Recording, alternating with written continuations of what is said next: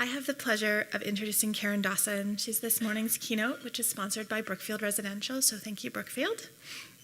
Karen helps leaders and organizations fuel collaborative intelligence for bolder results that part think tank, part consultancy, Deeper Funner change. Based in the US and Canada, Deeper Funner facilitates game-changing initiatives that shift culture, leadership, and teams. And I think given the theme of Revitalize, it's a really good fit. Supporting projects lasting from 90 days to 3 years, Karen is known for asking provocative questions and curating experiences that help leaders and their teams to get unstuck and moving forward on things that matter. The results, clients build collaborative capacity quickly while tackling thorny organizational problems. Now, I also know that there's going to be some interaction to this, so we're really looking forward to a little energy in the room. And Karen, come on up. We're just going to mic you, I think. I'm supposed to get mic'd, so you can hear me. So while we do this, I'll invite you to lean into someone close by and just tell.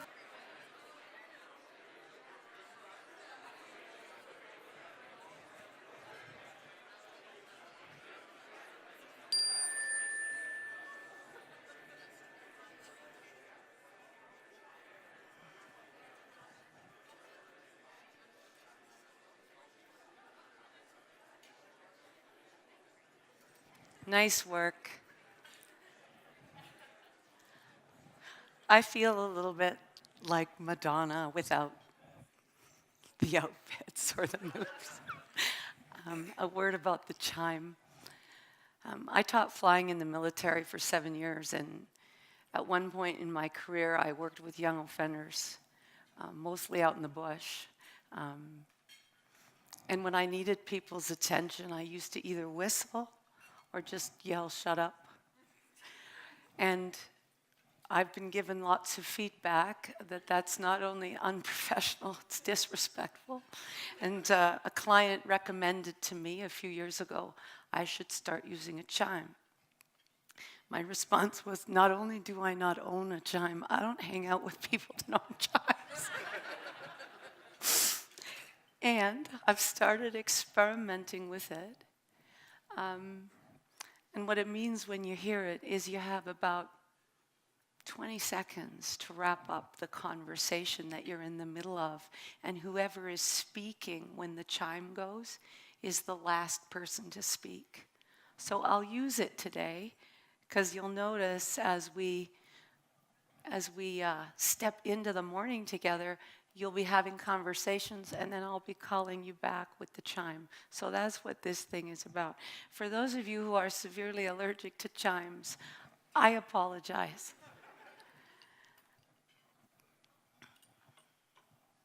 I feel really lucky to be here.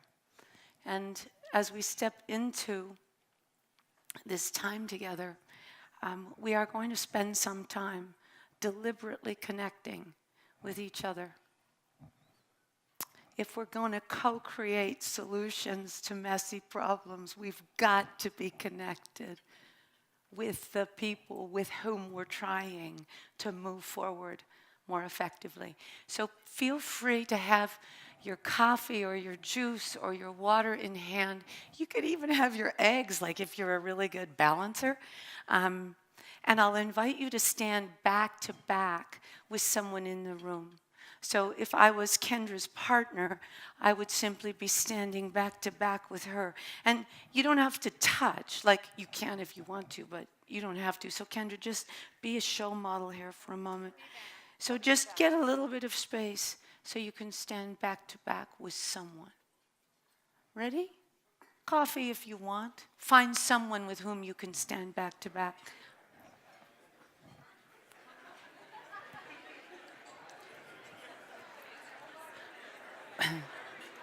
Nice work.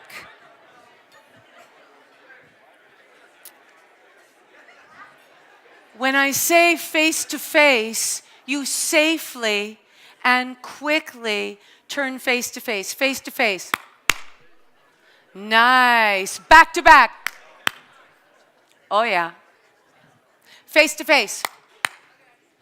Would you just look at this person and say, "Good morning"? And back to back. Face to face. Lovely. The first connecting conversation. I'm going to invite each of you to tell a story about your name. Now, it could be a story about your first name. How did your mom and dad choose that to be your name? It could be a story about your surname. What's the history and the genealogy of your last name? Where does it come from?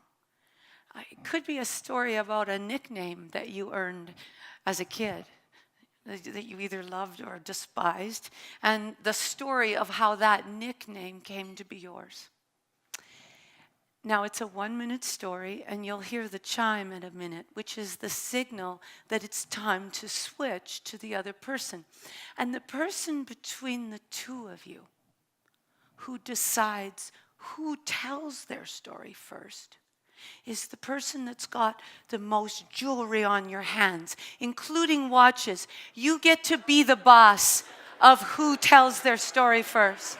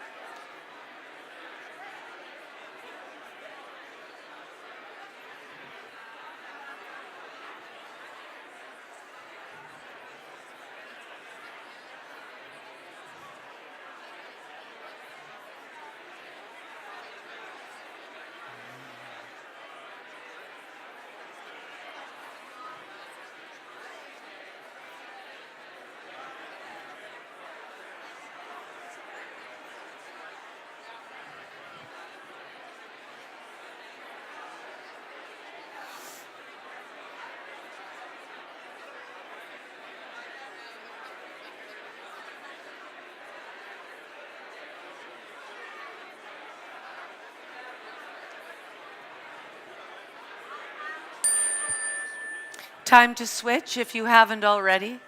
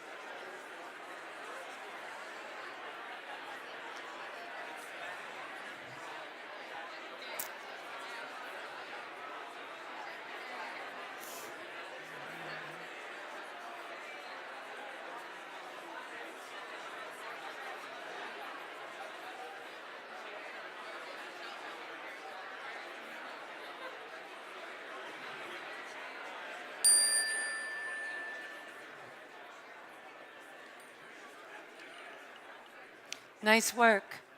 Back to back.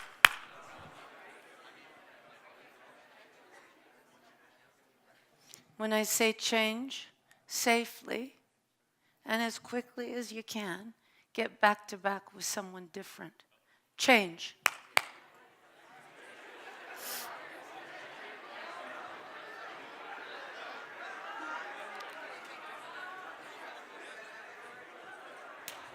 This is a little bit like being at the ski line at Sunshine. If you're single, just yell single, and someone will find you.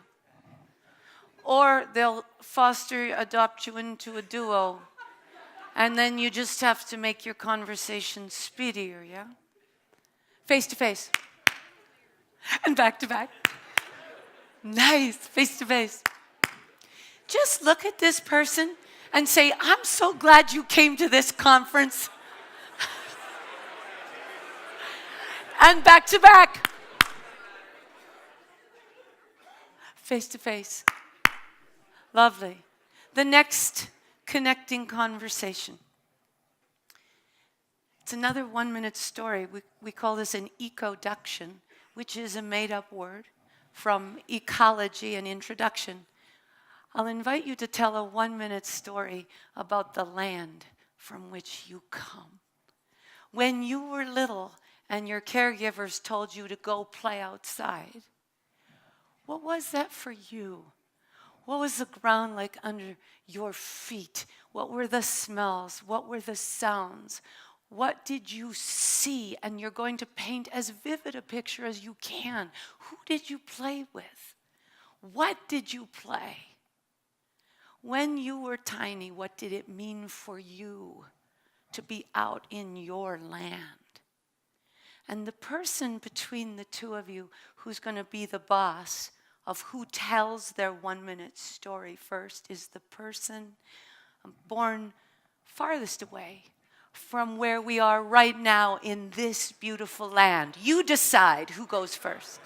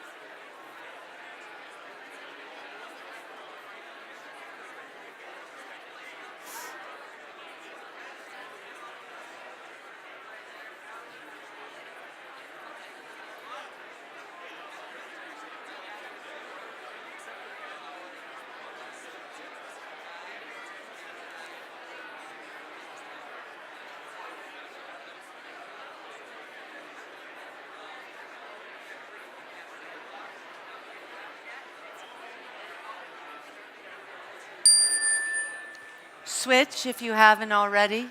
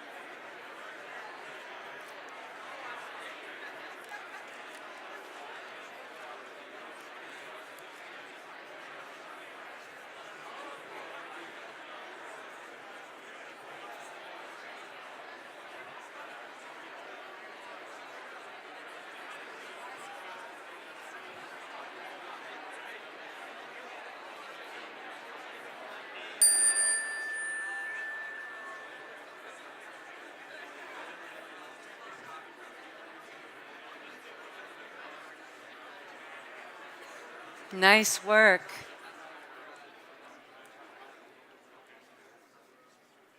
Back to back. You know the drill when I say change, someone different with whom you have not yet connected with this morning, and you get back to back with them. Change.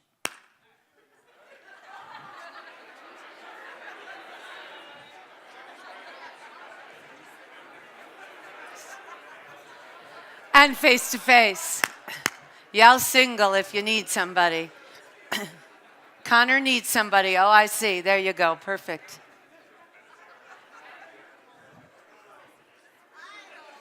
Just look at this person and say, "You look fabulous. I'm glad you're my partner." And back to back. And face to face. This is your last 1-minute story. It's a bit different. I'm going to invite each of you to tell the 1-minute story of your life.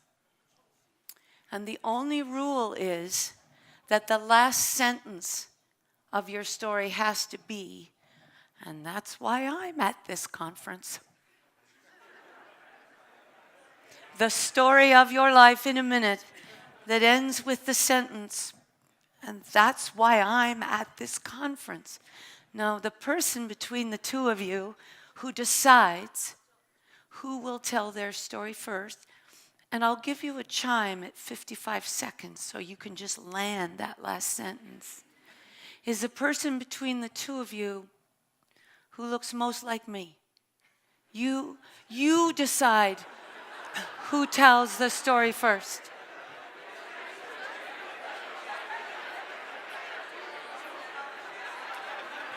Are you ready? 1 minute, story of your life, go.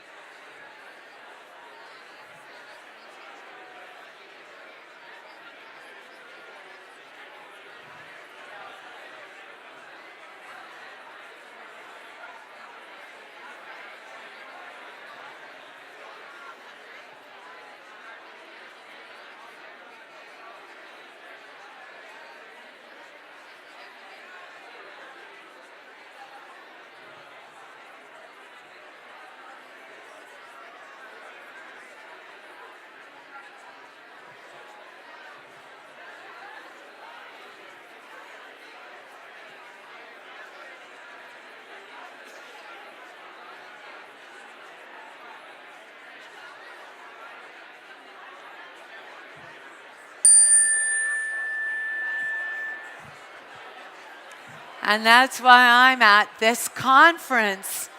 Nice work. And it's time to change. Return the favor. Go.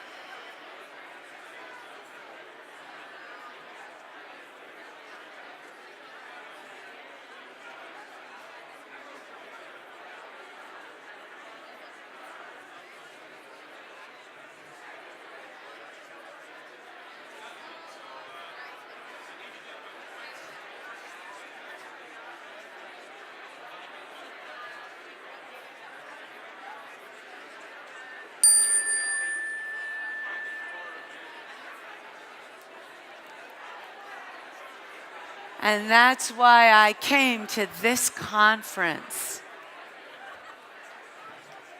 Nice.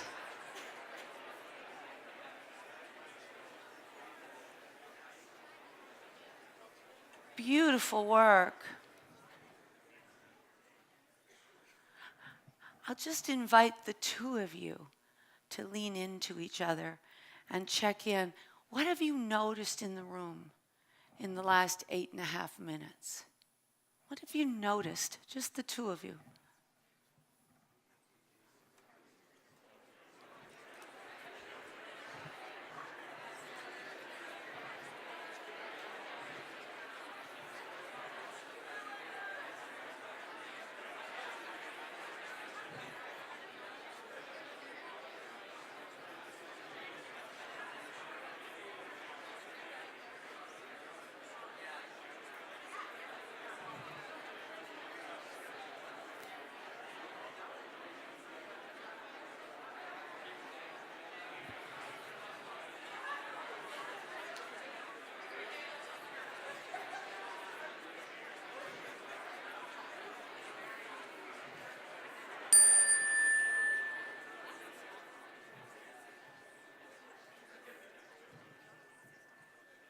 I'll invite the two of you to go on a double date. If you could shop around for another dazzling duo, just gather as a group of 4 and check in with each other. What did you two notice in the last 8.5 minutes? What stood out for you? Okay? Get into a 4.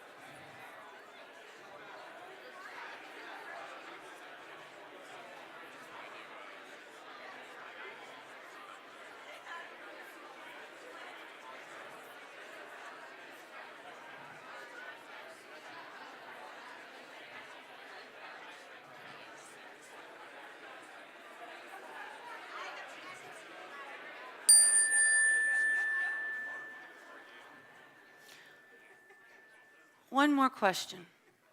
We're here this morning for this hour and a bit. Thank you for the bonus time. Talking about what it means to build the collaborative capacity of a group. How do you unleash group genius when the problems you're trying to solve are too complex for any one group to figure out? So here's my next question. What does this connecting have to do with the focus of our morning keynote? This idea of unleashing group genius or building collaborative intelligence. What are the connections you make? Over to you as a foursome to just dig into that question.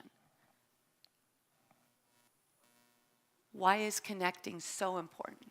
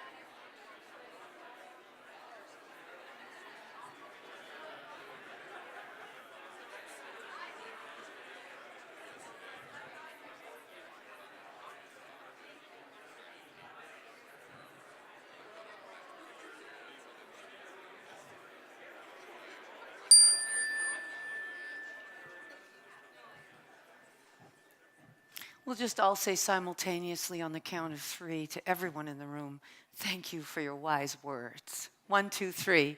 Thank you for your wise words. Give a little fist bump to your conversation compadres and head on back to home turf. Nice.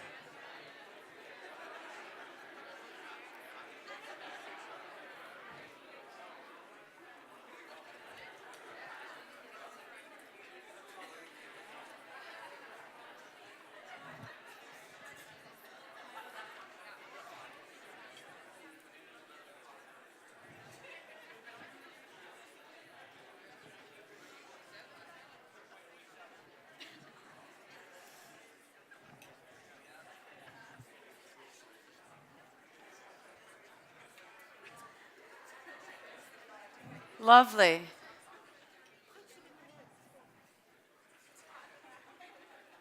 Here's what I hope you take away from the next 47 minutes, because I'm going to hand it over to Connor at 9:59.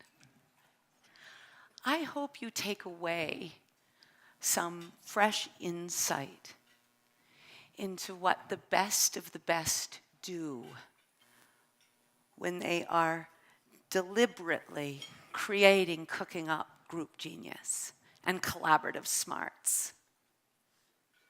I hope you take away at least one pragmatic, practical tool that you can make your own, make it better, and put to use in your corner of the world. And thirdly, I hope you take away just a little bit stronger sense of connection and relationship with some of the people in the room, specifically those with whom you work today. and that this is the start of many wonderful conversations that will keep unfolding through the conference and beyond.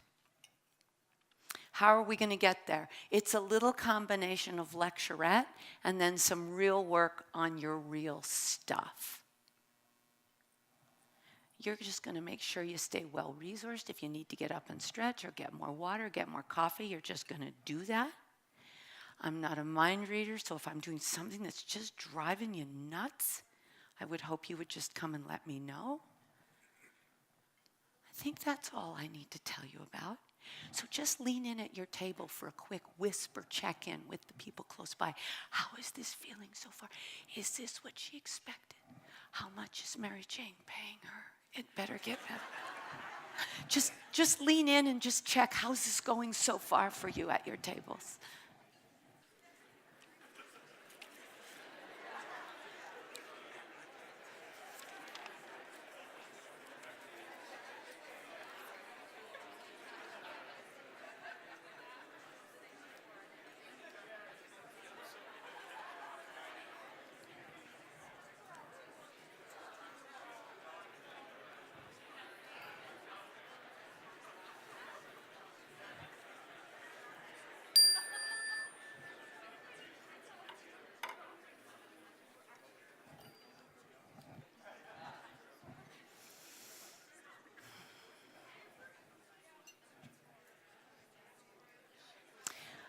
I work with a fabulous group of people, Deeper Funner Change. We call ourselves a micro multinational, which means we work in Canada and the US. We help organizations that are trying to move forward more effectively and who are frustrated with their attempts to change how they work in service of the results they long to create. It's often cross-functional or multidisciplinary teams where there's very real creative tension between and among what they do, and that's a good thing. Or it's multi-stakeholder groups who have different perspectives and who know that they need to move forward together. And what we often, as outsiders, think about these organizations or teams or groups of very caring people, we think about them as often behaving in a fishbowl. They've got structures. There's often policy or legislation or guidelines that are non-negotiable. Some of their structures and policies have been inherited from the generations that came before, but there's very rigorous structures and often what they perceive to be non-negotiables that are part of their very real world. And then there's the water in which they swim, and they often can't see the water. And then there are all these little fishies working hard, bright, accomplished people trying to get stuff done. And what they often come to us for is they say, we want to revitalize our fishbowl. There's some poop in the water. We want our little fishies to behave differently. We want them to be engaged. We want them to engage as if they owned this process. We want them to care. We want them to share their best ideas, even if they're half-baked. We want them willing to let go of some of their beliefs so that we can move forward together. We want them to show up in a way that they don't have to be the smartest little fish in the room all the time. That they acknowledge that there are things they can't see that other little fishies can see. And what we notice is sometimes the people with whom we work can't see the water or the fishbowl they're in. And they are not aware of how some of the implicit ways of interacting are getting in the way of the behavior they most want. So just to give you some examples, some people with whom we work are unaware when they convene a meeting to have a conversation, they're unaware of how much airtime each person gets, and is it evenly distributed? Or is it the big shots that get most of the airtime and some voices go silent or are marginalized? In some of our organizations, they are not aware of how the water, some of the implicit values or cultural norms are at play. What happens in this organization when my feelings have been hurt or when I'm confused because I don't understand why we're doing what we're doing, or when I see a better way to move forward and I'd love an opportunity to share it, knowing that other people will build on it and make it better, but what are the mechanisms that I use? Especially if it's my boss that I think is making some really dangerous choices. How do I speak up without sounding like a whiny baby or negative? You're not a team player if you complain all the time. Sometimes the water influences what we think we're allowed to say or not say. And then what happens when we need to make a strategic choice that's going to influence the entire fishbowl and maybe even neighboring fishbowls, when it's time to look at and get crazy curious about how we're strategically going to move ahead? Who gets invited to that conversation? Who is invited to say, hey, from my part of the fishbowl and with the little fishies I relate with on a day-to-day basis, here's what I'm noticing, and I think we better pay attention to this. And quite often the fishies don't see the water. Some of them don't see the fishbowl and really, really want the little fishies to behave differently and wonder, how do we revitalize this? What can we do? What we know we can't do is manage change. The root of the word manage comes from Old French, to put a bit in a horse's mouth and get it to behave. And what we're getting clearer about is that most human beings are severely allergic to being told what to do. And very few people resist what they help create. And so we're really curious about that question. How do we help people see the fishbowl and get wildly curious about how the water and some of the structures might be getting in the way of co-creating something quite remarkable that none of the individual little fishies would ever have imagined on their own? So that's where we're headed. At your table, just lean into someone close by.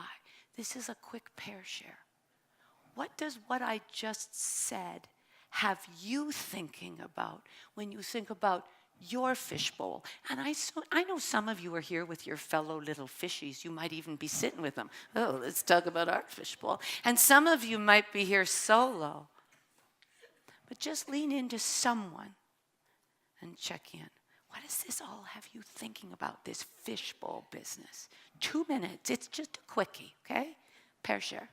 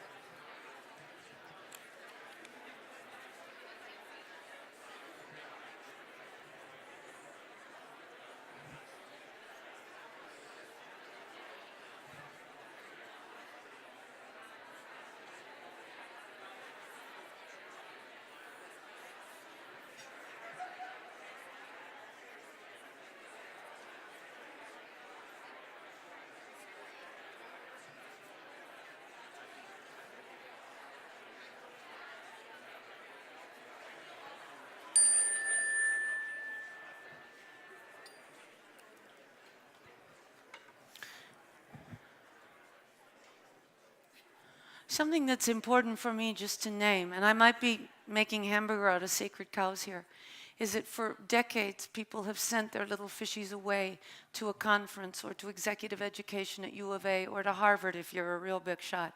And you go and learn stuff, new models, new theories, new ways of facilitating.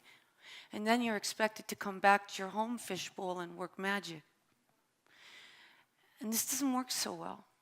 It's a multi-billion-dollar industry trying to help people get better at this stuff.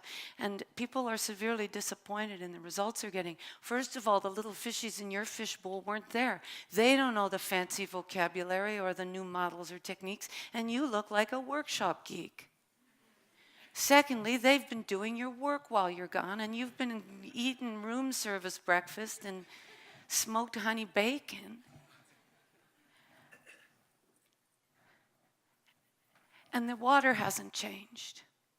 And the structure of the fishbowl hasn't changed. And you come back and they're like, wait 2 weeks, he'll be back to normal.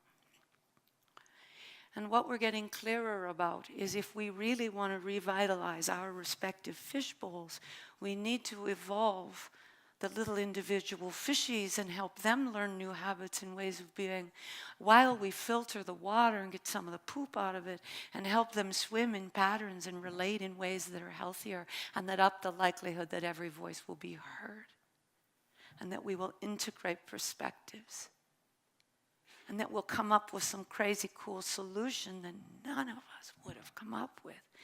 Sometimes that means some of the big fishbowl structure needs some tinkering with too. Because maybe the way we compensate or the way we reward or the way we promote or the way we manage performance is actually getting in the way of what we say we want in this revitalized fishbowl. So I'm naming that because many of you are here, even if you've got a couple of fishy buddies with you. Some of you are here solo. I hope this isn't a waste of your time and that you walk away with some interesting ideas of what you might do where everyone back is involved in co-creating the way forward. You can't do it yourself. This is relational. We wish we knew to whom to attribute this saying, but we don't. We can't track it down if one of you wants to claim it. If you said this first, let us know. Collaboration isn't about gluing together existing egos. It's about the ideas that never existed till after everyone entered the room. The question we're trying to help teams and multi-stakeholder groups and organizations answer is, how do you do that? This is a little lecturette about creating group genius and what we notice about the best of the best. And this is based on our research and our boots on the ground, consulting with organizations who do this exceedingly well. And they're all across the spectrum. There's some huge companies. We've got marine shipping. We've got a scrappy little catering company on the outskirts of Chicago. We've got a little bit of high tech. We've got architecture firms. We've got some development planning folks down in the Portland, Seattle area. So it's all across the sectors. And even though it looks different in every single one of these groups, we're noticing there seem to be 3 drivers at play in all of these folks that are managing to pull it off. That doesn't mean it's easy and it doesn't mean it's always smooth. They just consistently seem to be able to tap in to the group genius. They have very clear purpose and goals, and they're all nodding their head around what success would look like. Oh yeah, we'd be wildly inspired if we could create this by 2020. So purpose and goals.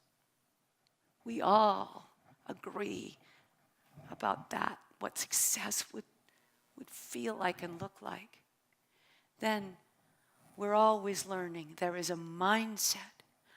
I'm learning as an individual. I can't know how I impact you unless I ask and learn from you how I could be a better co-creator or a better boss or a better representative for my little fishbowl that I'm here speaking about. We're learning our way forward in how we relate and have conversations. We're learning our way forward in how we make decisions that seem to serve our purpose and goals. we're testing and experimenting, and we're willing to say, let's at least take a stab at it, because if it doesn't work, we can regroup and try again. So there is this growth mindset. We're always learning our way forward. None of us are perfect. We all have things we can be working on in our organizations, our teams, and as individuals. We co-create solutions. We are going to deliberately use structures and practice rigorously and in a very disciplined way what it means to co-create something that none of us could have seen before. What does that invite? We need people to play big. Speak up with your half-baked or quarter-baked ideas. Find your voice and say what you notice and what you think and feel. Let go of needing to be right or the smartest person in the room. Let go of needing to have the whole plan planned out. Be brave enough to put it out there, and let go of it needing to be your idea, because other people are going to take it and build on it and make it better. And at the end, we might not even be able to say, whose idea was this initially? I have no clue. I remember I was having a glass of wine, scribbled something on a napkin, and you went, that's cool. Let's talk about, I remember that napkin piece. My handprint is on this, and I have no idea where this came from. And notice more. Pay attention to your assumptions and your mental models so we can co-create something. And then we need to have each other's backs. We need to pay attention to what Amy Edmondson at Harvard calls psychological safety.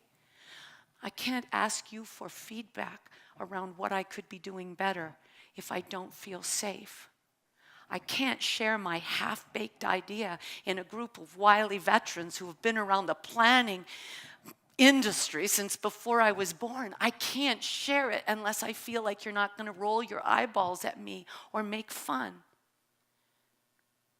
And so this idea of having each other's backs is integral to this. These people adore each other, but it's not mushy, woo-woo consensus.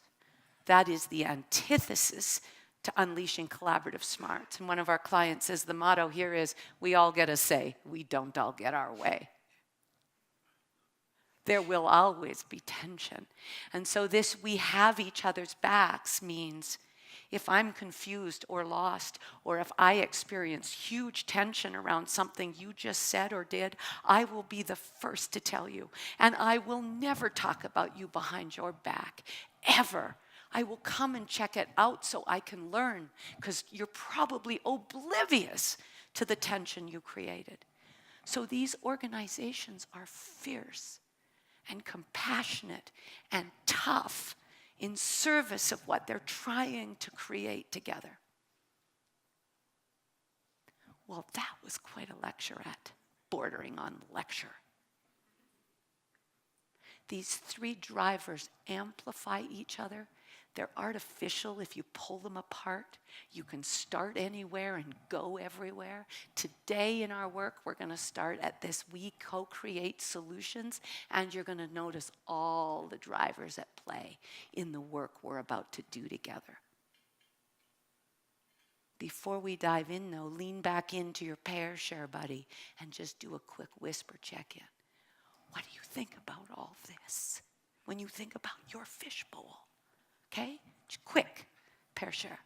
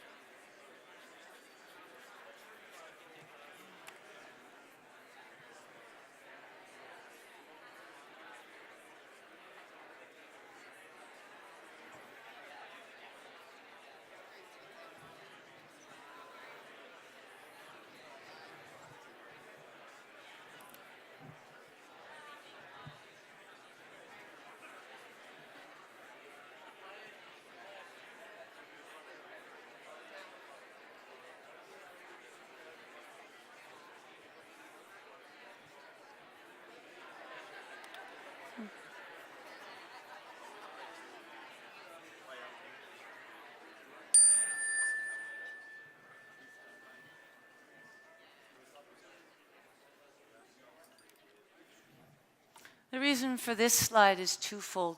Number one, my title at Deeper, Funner Change is The Elephant Whisperer, which I want you to understand why. And I want to just do a very gentle little scenic detour on why this way of working can be so hard. If everybody and their dog is talking about being more collaborative and busting silos and integrating perspectives and honoring diversity, why aren't more people doing it? And I want to just invite you, one of my anthropologist colleagues would say before we touch on this, let's remember that much of the current research is done through what anthropologists call a weird lens: white, educated, industrialized, rich, and democratic. A lot of the recent research is done on 21-year-old kids at Yale and Cornell and Harvard, and some of our indigenous colleagues have alternative ways of knowing and ancient wisdom, and we got a little taste and sound of it this morning, who are saying, oh, you people should have been paying attention to this tens of thousands of years ago. And so I want you to hold this lightly and be suspicious of what I say, because this research is very new. The neuroscientists are helping us understand why collaborating, why letting go of need of being right, or letting go of control, or opening yourself up to feedback to learn how you might be impacting others in ways that you had no idea. Why is it so hard to be crazy curious about someone's perspective who you know is different and who you've got history with? Why is it so hard to go and listen and learn? Our brain, and some of the neuroscientists will say, if you want a quick, it's like there's 3 parts to it. I'll use my palm where it joins into my wrist. Ancient lizard brain, right? Our ancient ancestors lived in a vicious world. Nothing rational there. 3 F words is all that was on their radar screen. Is this thing coming towards me going to feed on me? Is it going to fight me? Or the other F word to me? Then our limbic system, as we developed into herding creatures, where if you're like me, if I trust you, if we hang out together and stay together with people that are like us or creatures, there's a much greater likelihood our babies will survive. Are you like me or not like me? Friend or foe? Can I be vulnerable with you, or do I need to armor up? And the newest part of our brain, and this is quite recent, is prefrontal cortex, where we do our higher level thinking, where we integrate perspectives, make sense of data, numbers, letters, where we play out the consequences of things and imagine into the future. Your dog can't do that. And what we know is, in these organizations and teams and groups who are able to unleash the creative group genius, they understand what it takes to help up the likelihood that the people with whom they're collaborating have integrated brains, because this is us at our best. Navigating uncertainty, integrating diverse perspectives, and co-creating something cool. What the neuroscientists tell us is it doesn't take much for any of us to quite literally flip our lids. And David Rock's work, he uses the acronym SCARF, is what it seems each of us needs to up the likelihood we'll stay integrated or reintegrate if something happens to give us a SCARF attack. Status, how do I feel in your presence? Do I feel smart and competent and important? When you ask me a question, do you listen to what I say? And are you altered by it? Can I tell that I've added value and contributed? No matter where I am in the pecking order, do I feel like I belong in this conversation? And it's not just when I see you in person, it's when I hear a voicemail from you or read an email message that you sent me. Do I feel seen and valued? Certainty. Our ancient brain doesn't like uncertainty. Because our ancient ancestors learned if there's too much uncertain, there's a very high likelihood I'm about to get clubbed over the head. So how do I go into uncertainty with people to co-create something new that I can't yet see and may not be the way I'm thinking about it now? How do I let go of my own certainty? Autonomy. Our ancient brain loves a sense of choice. That's why you give little kids a choice, right? You want to eat your vegetable sticks or your fruit first? Vegetables, good, eat. We're late for soccer, let's go. When you give people a choice, it ups the likelihood that they feel important and their brain will be integrated. Relatedness.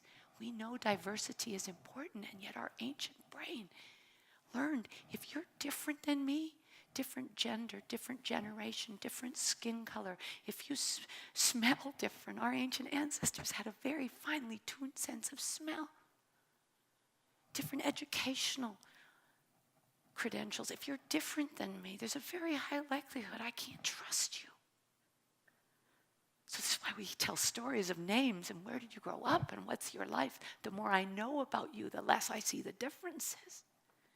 And of course, fairness. Our ancient brain hates situations that it doesn't think is fair. And they can all fire at once. Kendra gets invited to a meeting that I think I should have been in. That is a status slap. I don't know what you're talking about behind closed doors, so I have a paranoid fantasy. Autonomy, you didn't even give me a choice if I wanted to come to the meeting. Never really trusted you much, Kendra, anyway, and it's not fair. And I'm just having a full-on scarf attack. There's nothing rational about that because we all know you can't be in every meeting. Maybe they're talking about something that's none of your business, or maybe strategically you should be doing something else while we deal with this. But our ancient brain longs to feel connected and smart and seen. And one of my favorite scholars, John Haidt, gave us the metaphor of the elephant and the rider. The rider is rational, analytical, logical thought. The elephant is everything else. And when we are navigating chaos, when we are trying to come together to integrate perspectives, that is elephant business. So we're crazy curious about what choices we can make that up the likelihood that elephants will stay calm and engaged, because that's the 6-ton power pack that really helps us move forward together. On that note, you're going to dive in and try it. There's going to be chaos for 1 minute, and I don't care. Here's what has to happen. Groups of 3, and you need your 3 chairs to be together without any table in between you so that the 3 of you can begin sitting knee to knee. You're going to need to use all this space. You're going to need to use spaces between the tables. And in a perfect world, you get as much diversity as you can in your trio. I really don't care who you're with. It just ups the likelihood that you're going to gain some new perspective. If you invite a couple of compadres with whom they're not contaminated with your fishbowl, they know nothing. So find those 3, organize chairs, bring something on which to write, and bring one of the little orange coasters that I put on the table. There are orange coasters with a fishbowl there. Bring that with you and bring something on which to write. 1 minute of chaos, go to work. Trios, really important.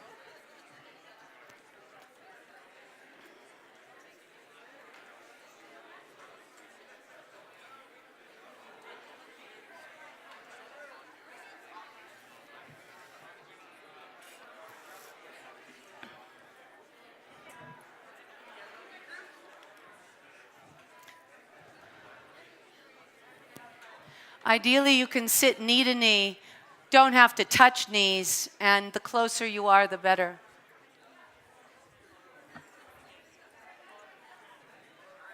Nice.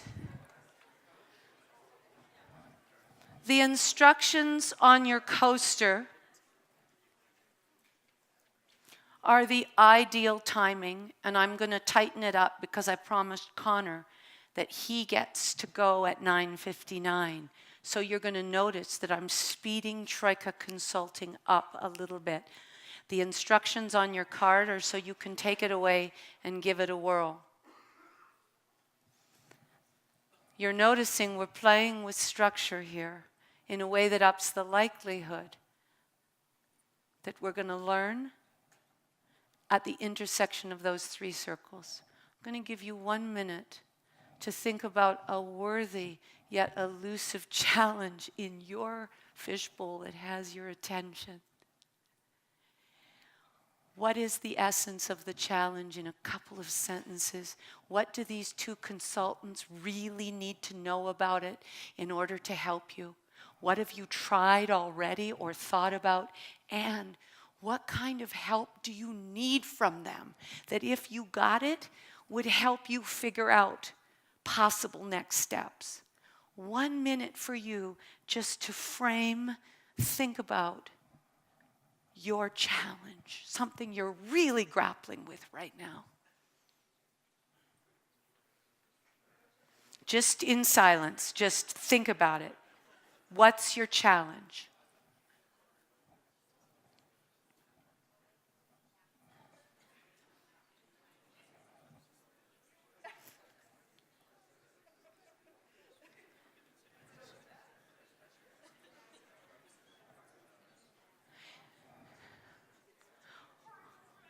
What is your challenge?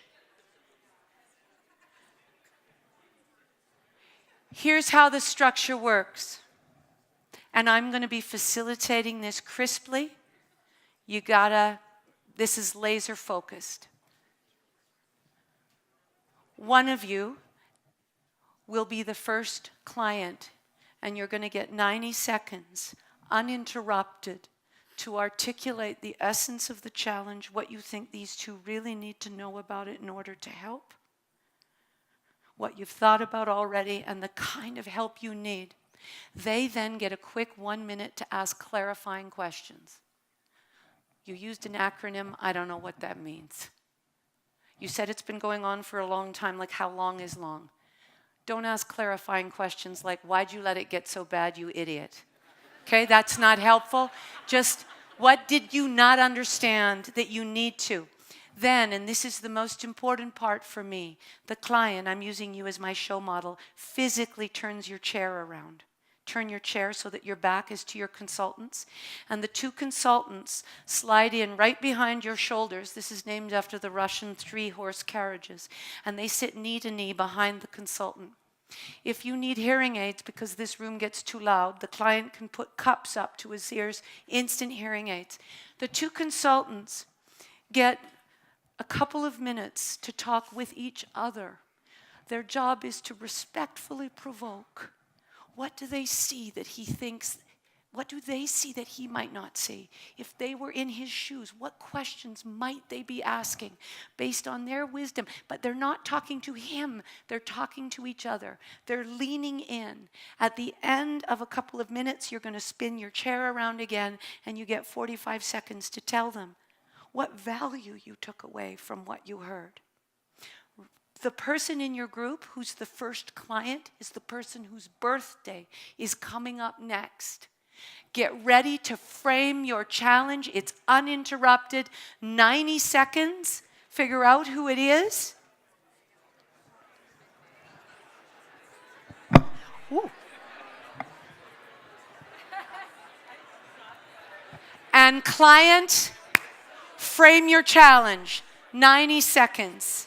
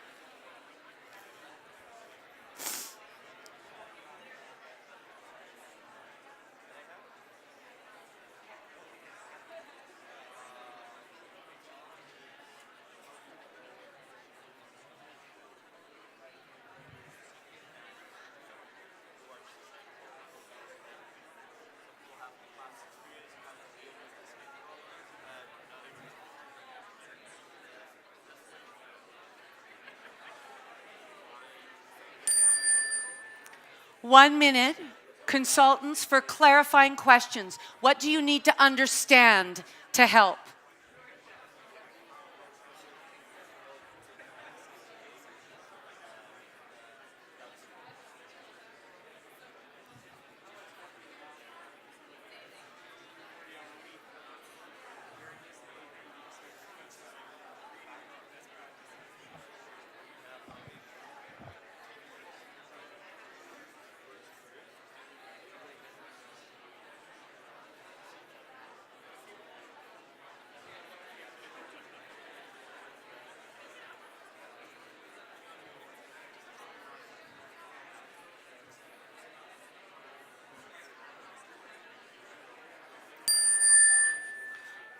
Now, client, this is when you turn your back and your two consultants sit knee to knee behind your shoulders. 2 minutes to respectfully provoke with compassion and toughness.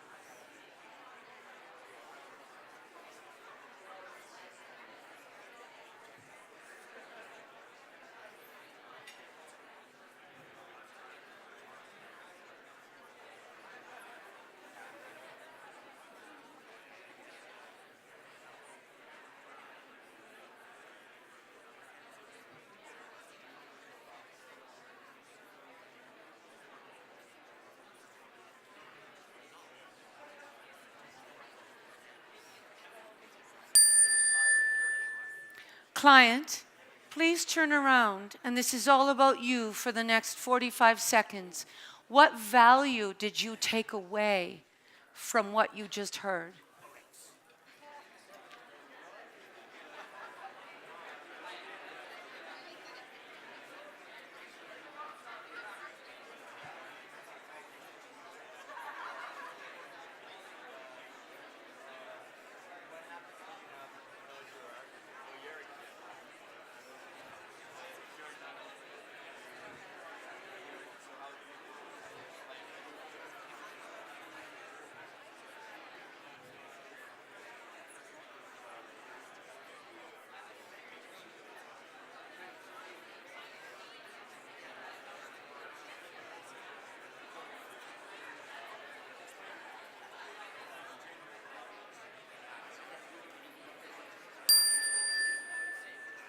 Nice work. Client, please designate who the next client is and then immediately put your heads together to listen to their challenge and the kind of help they need. Go.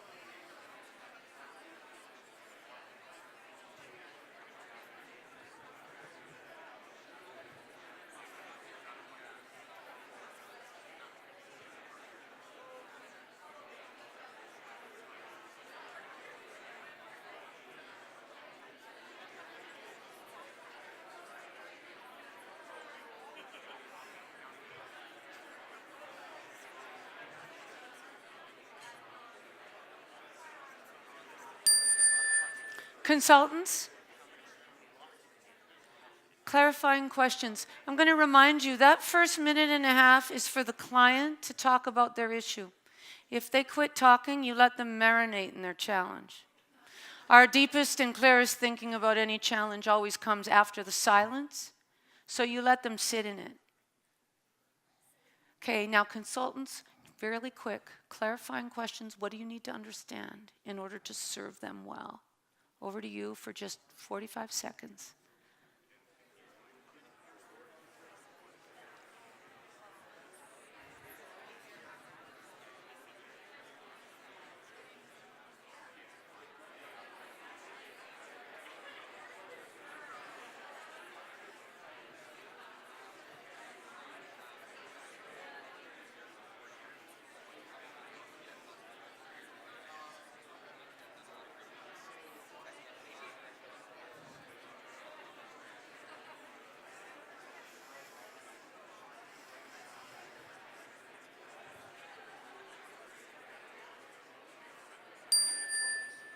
Client, turn your back. Consultants, knee to knee. What do you see that they might not see?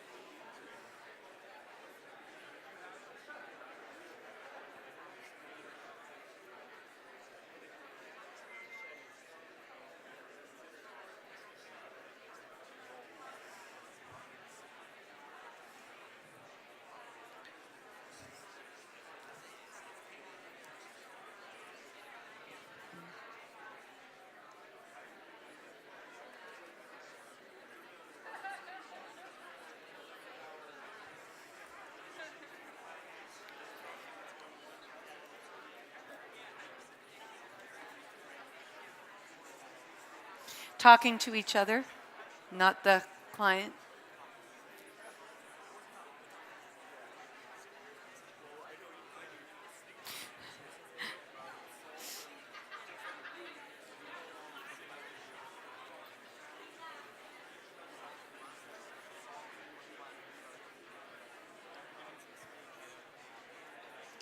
Can we do that? Can I get...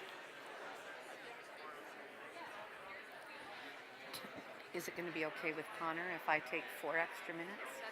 Oh,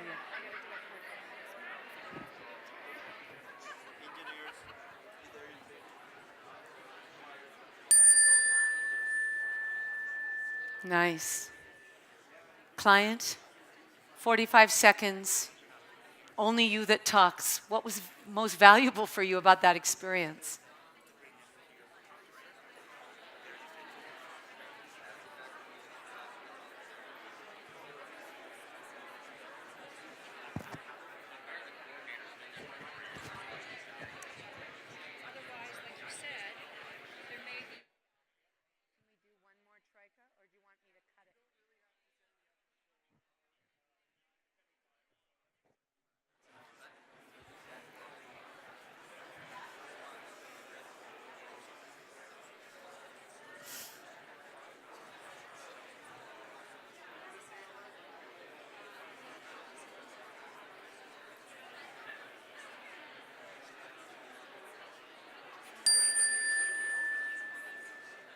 Nice.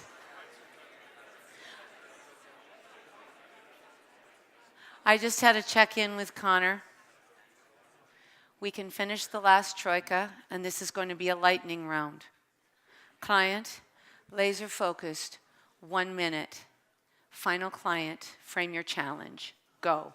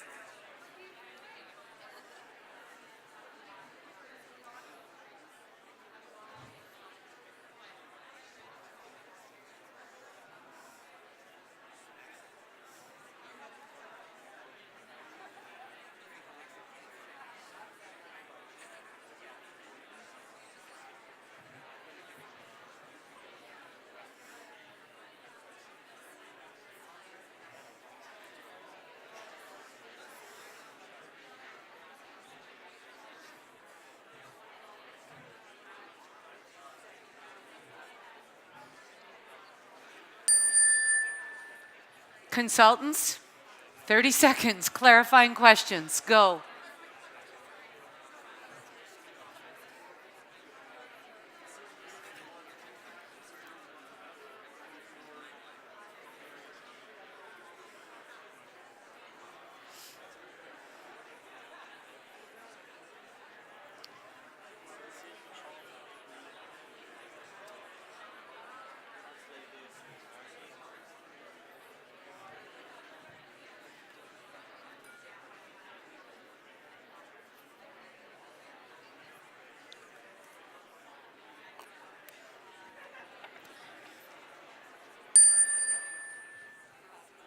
Client, turn your back. Consultants, 2 minutes, toughness and compassion.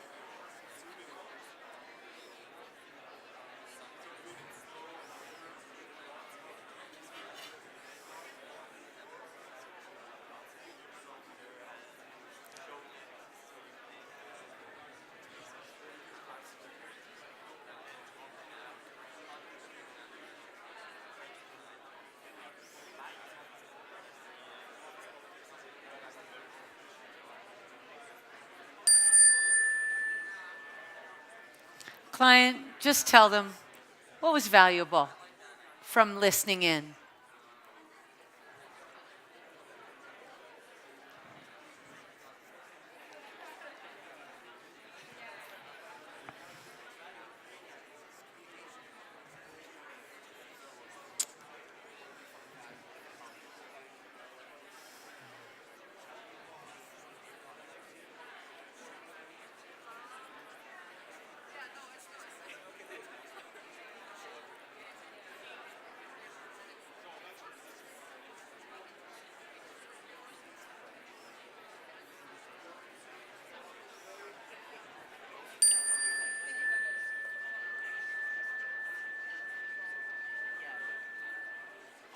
Nice work.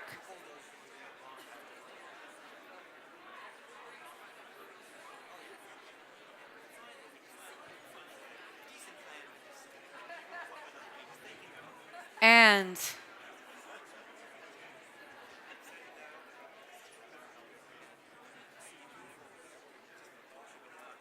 all that's between you and Connor is me.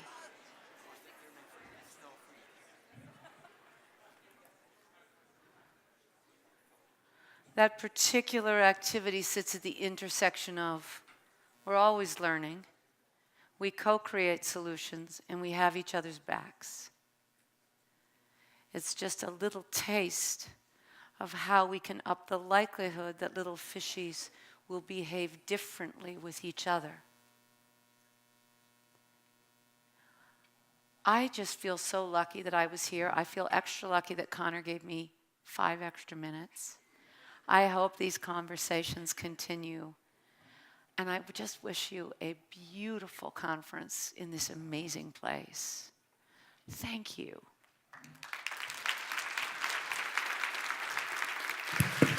Okay, thank you. Keep that going for Karen here. I think that was fantastic. She even made it on time, so we gave her a little gift. So I hope that puts you a little bit out of your comfort zone. I don't think you could be revitalized without being a little bit out of your comfort zone, but I also hope that it moved your comfort zone a little bit so that these interactions kind of become part of a normal day-to-day thing. We get back to being in tune with everybody and open to communicate. I think these are all fantastic lessons, and thank you for coming. It was amazing.